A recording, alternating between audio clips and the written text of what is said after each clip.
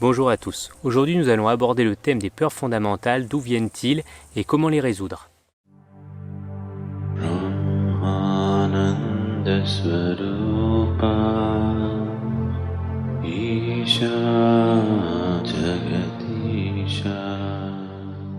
Donc originellement tout ce qui fait peur c'est ce qui nuit à la vie. La vie se développe selon un système d'autopréservation, c'est-à-dire un principe où l'humain, ou l'individu, ou la chose a un certain niveau de maîtrise par rapport à son environnement et arrive à avoir ce qu'il veut pour subvenir à ses besoins.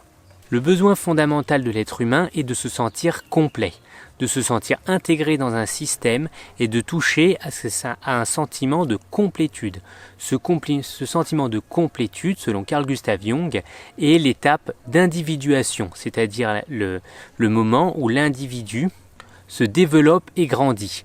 Carl Gustav Jung avait toute une approche spirituelle de la chose, c'est-à-dire qu'il expliquait que l'individu, justement, se trouve complètement que quand il arrive à être non divisible par rapport à son état originel, qui est l'état en gros lié à la divinité, lié au soi, si on reprend les termes tantriques. Pour prendre des notions un peu moins religieuses, nous pourrions dire simplement que c'est un état de grâce, un état où la personne se sent bien. Lorsque vous vous sentez bien, ça signifie que vous avez un bon niveau de maîtrise, un bon niveau d'autonomie par rapport à vos besoins et que vous arrivez à subvenir à tous vos besoins primaires pour atteindre un état de grâce, de bien-être, d'apaisement intérieur. Cette sensation de se sentir complet, de se sentir entier comme ça, de se sentir en complétude avec son environnement, c'est la notion d'intégrité, la notion de se sentir intégré dans son environnement. La définition exacte d'ailleurs du mot intègre est celle d'être intact, entier, non touché, car l'étymologie du mot intègre vient de tango qui veut dire toucher avec la négation in. Ainsi on pourrait dire que la volonté primaire est celle de trouver un cocon où on pourrait devenir intouchable et totalement autonome. Ainsi dans ce cocon, il n'y aurait alors plus aucune peur. On peut parfaitement ainsi comprendre les grands conquérants qui avaient qu'une envie, c'était d'unifier le monde pour que l'étranger et l'autre disparaissent complètement et ainsi que tout le monde leur appartienne et ainsi qu'ils soient dans leur cocon qu'ils se sont créés. Un autre exemple qu'on peut montrer dans cette approche un peu conquérante pour justement vaincre ses peurs est l'approche des moines. Les moines vont avoir comme approche celle de trouver Dieu en eux, puis progressivement après de pouvoir trouver Dieu dans toute chose autour d'eux pour que comme ça le monde autour d'eux ne soit pas étranger ou menaçant, il ne soit juste qu'une reproduction de la divinité. C'est toutes les approches qu'on peut retrouver dans le bouddhisme, avec l'approche de Tögal justement, dans le bouddhisme tibétain, mais on peut aussi très bien avoir ça dans l'approche chrétienne, où on va essayer de trouver le divin, le Christ, dans toute chose. Je vous mets un exemple de phrase justement relatif à cette recherche.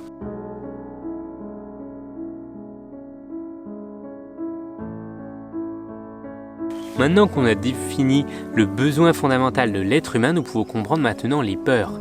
Les peurs ainsi sont toute cette nuisance à cette intégrité, c'est-à-dire toutes les peurs liées à l'intrusion, c'est-à-dire un individu ou quelque chose qui vient s'introduire dans notre sensation d'intégrité. Donc par exemple, on est au sein d'un univers amical, un individu vient et met le bazar au niveau de notre situation amicale et peut-être vient par exemple nous piquer notre femme, ceci va faire une peur liée à la séparation. Si par exemple c'est un individu qui vient directement s'attaquer à nous, il vient attaquer du coup notre autonomie et notre sensation de nous sentir entiers, autonomes, et du coup on va avoir une peur de mutilation ou une peur de perte de soi, de mort. Toutes les peurs naissent du coup de cette intrusion face à ce sentiment d'intégrité.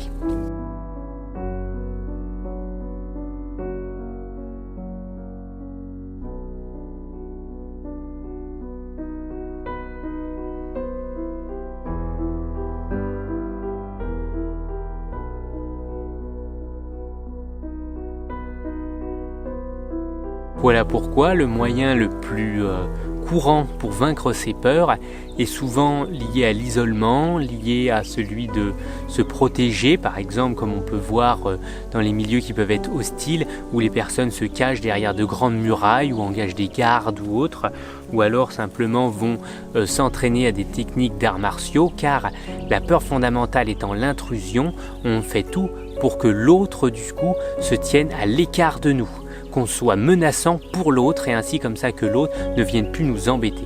Pour revenir à la notion d'intégrité, étant celle de devenir non touchable, de devenir intouchable, l'idée c'est progressivement de s'éloigner de l'autre pour être complètement protégé. Mais le paradoxe dans la vie, c'est que quoi qu'il arrive, l'autre va toujours s'introduire dans notre vie pour nous faire changer. Pour par exemple subsister, il faut se nourrir et pour se nourrir, il faut ingérer un aliment qui va transformer notre corps en profondeur. Et ainsi, ça va toucher à notre intégrité qui va modifier les cellules, notre façon d'être et progressivement nous faire vieillir. Ainsi, la technique utilisée par les moines pour éloigner la peur, ils viennent toucher à une sensation justement intangible, non touchable. Et c'est l'idée justement de toucher à une grâce, une sensation divine qui va leur permettre comme ça de toucher à quelque chose que nul autre individu pourra toucher et du coup ils vont se sentir constamment en sécurité. C'est ce qui s'appelle dans le bouddhisme la prise de refuge. Justement une prise de refuge, un espace de sécurité où on ne pourra plus être touché et du coup on est constamment en sécurité.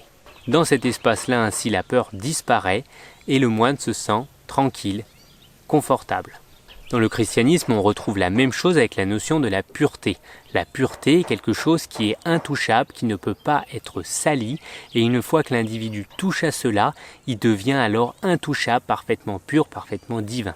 On retrouve cette notion dans les viols par exemple, où les personnes qui ont réussi à dépasser les situations difficiles de viol qu'ils ont pu vivre, c'est souvent qu'ils ont réussi à toucher à une sensation intouchable à l'intérieur d'eux et ils ont l'assurance que cette sensation, cet état d'être n'a pu être touché par l'action du violeur. Et ainsi ils n'ont jamais été violés, c'est simplement leur corps qui a été violé, mais ce qu'ils sont profondément est devenu inviolable. Ainsi, la sensation d'être soi touche à une autre notion que celle purement du corps, des notions purement matérielles. Et une fois qu'on touche à cela, on peut faire éloigner progressivement les notions de peur. Pour pouvoir atteindre cet état, il est très important, vous, que vous trouviez un endroit où vous pouvez vous sentir en sécurité pour pouvoir déjà toucher à cette sensation au sein de votre corps. Une fois que vous avez touché à cela une première fois à l'intérieur de votre corps, l'exercice sera de le cultiver dans de multiples endroits. Voire après d'essayer de le cultiver dans les endroits justement où vous ne vous sentiez pas en sécurité avant. Une fois que ce sentiment de sécurité commencera à se généraliser, vous allez voir qu'il peut être éternel et que quelle que soit la situation, il peut rester tel quel. Une fois que vous toucherez à cette sensation précise, alors vous aurez peut-être l'impression de vous sentir intouchable et à ce moment-là, la sécurité sera totale et les peurs disparaîtront. Cette recherche de trouver quelque chose de sécurisant, d'indestructible à l'intérieur de soi est la recherche fondamentale d'un moine qui s'appelait Tsuyun. Ce moine a parcouru le monde en se posant qu'une seule question, la question « Qui porte ce cadavre ?» En réfléchissant à cela de manière de plus en plus profonde, il a réussi à toucher à cette sensation profonde de vie, cette pulsion originelle qui est intouchable et qui lui a permis comme ça de vivre jusqu'à 120 ans. Une fois avoir trouvé cette force, ce moine a pu être capturé par les Chinois, torturé par eux, à aucun moment il n'est sorti de sa sentiment de sécurité et ainsi il a pu rester dans cette nature fondamentale qu'il a réussi à trouver. Quelle que soit l'approche que vous allez choisir, celle d'un conquérant qui essaye de choisir son espace pour se sentir en sécurité et de le conquérir, ou alors celle qui touche à cette sensation intouchable, l'objectif est de trouver cet état de sécurité autour de vous et en vous pour qu'ainsi les peurs reculent progressivement et que vous vous sentiez parfaitement en sécurité. Une fois que cet espace de sécurité est établi, les peurs diminuent. Et ainsi, ce que je vous invite à faire, c'est à toujours trouver un espace de sécurité, quel que soit l'endroit où vous allez, que ce soit en vous ou hors de vous. Je vous souhaite en tout cas bon courage et bonne exploration de ce sentiment d'intégrité. Pour ceux qui l'ont trouvé d'une façon ou d'une autre, n'hésitez pas à le laisser, à le partager en commentaire, ceci pourra aider d'autres personnes. Je vous souhaite une bonne fin de journée à tous.